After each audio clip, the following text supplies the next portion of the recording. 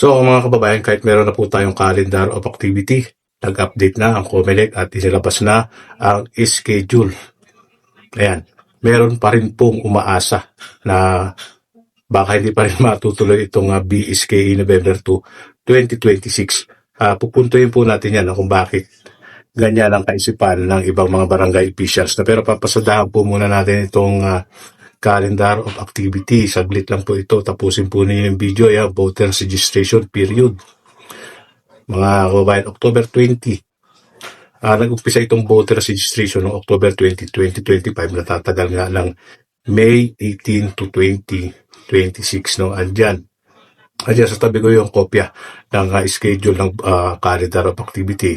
Kung wala pa kayo, pwede nyo pong screenshot yan. Tapos yung voters registration period in BARM, May 1 to 18, 2026.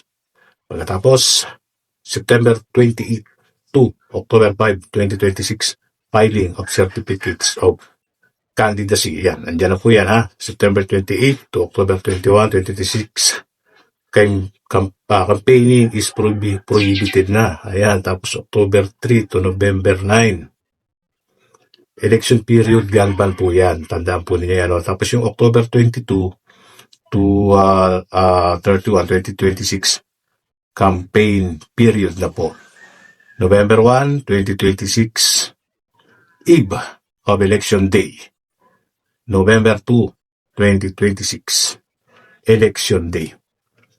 Malinaw po. Ayan na. So sinasabi natin. Kasi nga po ito ay nasa batas na eh. Ayan, pero kahit meron na po nga calendar of activity, sabi ko nga bakit ganon? Pakinig po kayo mabuti ha. Siguro, mga kababayan, ayaw pa rin nilang mag-BSKE. Como, nasanay itong iba, hindi ko nilalata, nasanay itong mga barangay officials. Kumbaga, masyadong na-spoil sa paulit-ulit na postponement. Nasanay na sila kasi nandiyan na sila sa kanilang pwesto.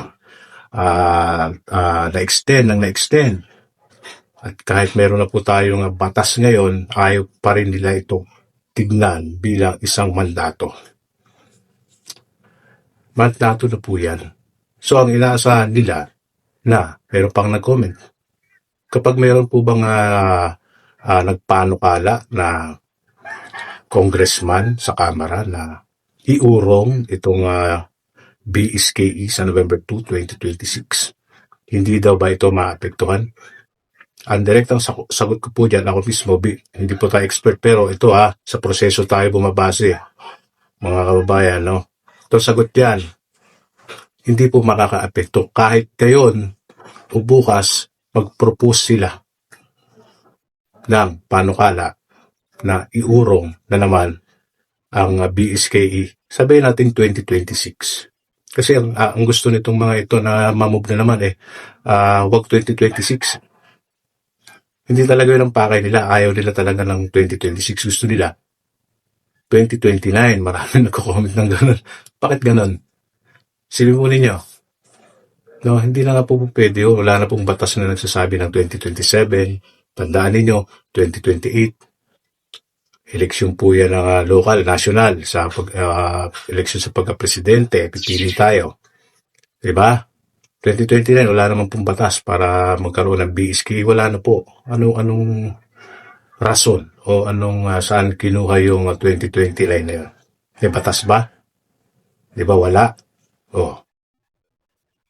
Ang batas, napakasimple lang, napakalino naman kung nakatuto kayo. Last year pa, marami nag-content. Di ba? Updated ang balita. Updated. Pinirmahan ng presidente yung panukalang batas na yan, sign into law na ngayon ay buhay na buhay, Republic Act 12.232. Yan, RA 12232. Yun na nga ang BSKE sa November 2, 2026. Mahirap po bang tanggapin yun? Sabihin mo yan sa grade 1, grade 2, grade 3 na estudyante. Batas yan. Mandato, gagawin yan sa November. Opo. Ba't yung itong mga ibang barangay officials, di pa rin matanggap? Naghahangad pa rin na sana daw ay mayroong mag-propose.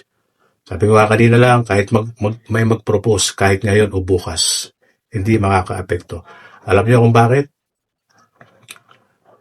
Pagbubutuhan pa ho yan at dadaan ng mga ilang buwan at sobrang kulang na kulang sa panahon para ipospon nyo itong BSKE.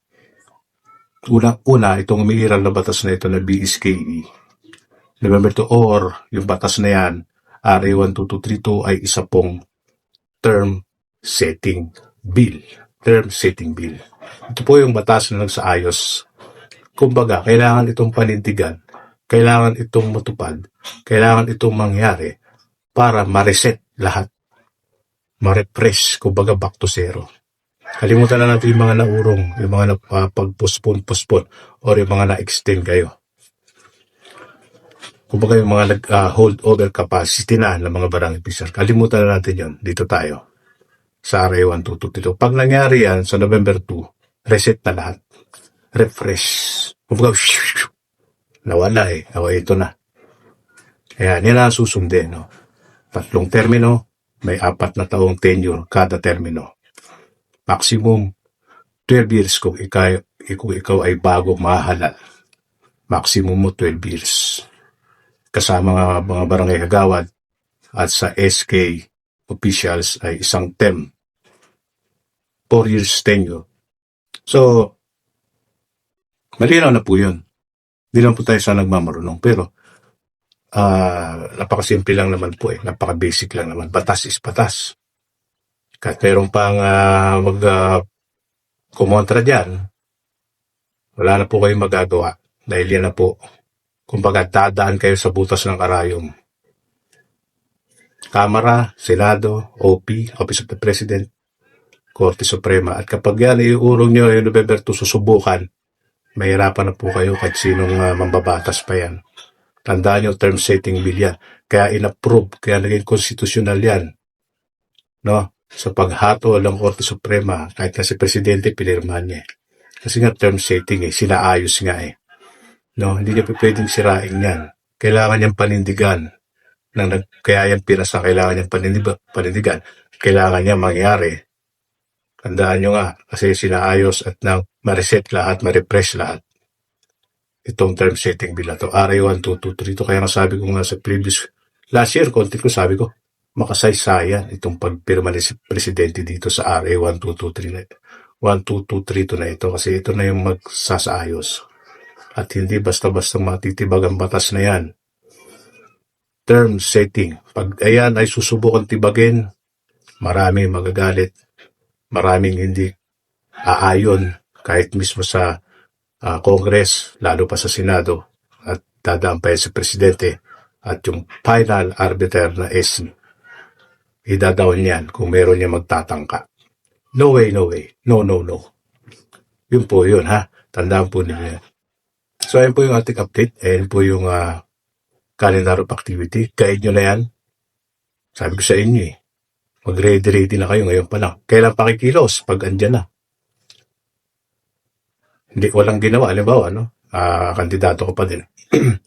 Hindi ka gumawa, wala kang ginawa. Tapos andyan na yung campaigning period. Kasama ka na lang sa grupo mo, kaway-kaway ka na lang ng ganon. Hindi ka man lang nangampanya. Aba, tatatak sa isip ng mga botante, yung nangampanya. Yung nakakamay sa kanila at yung may mga sinabi at may mga plano, yun ang tatatak sa isip ng mga botante at malaki ang posibilidad na yun ang kanilang iboboto. Yung kahit nandiyan ka nakaupo, kung wala ka naman din ginagawa, umaasa ka lang kasi nakaupo ka din. Pwede ka matalo. Kakamot ka sa ulo bandang huli. No? So, ayan po yung ating analysis ngayon or yung pagbigay natin ng update. Maraming salamat. Pa-share ang video, subscribe kayo dito at paulit tayo sa mga susunod. Mag-iwan ng opinion. BSKE November 2, 2026. Kaya habol ko lang, kung gustong may mabago, baka yung November 2, maurong lang ng konti. Baka gawing December. Yun po. Okay lang yun. November 2 to December 1 or 2. Okay lang yun. At least 2026 pa rin. Okay, ganito lang. God bless.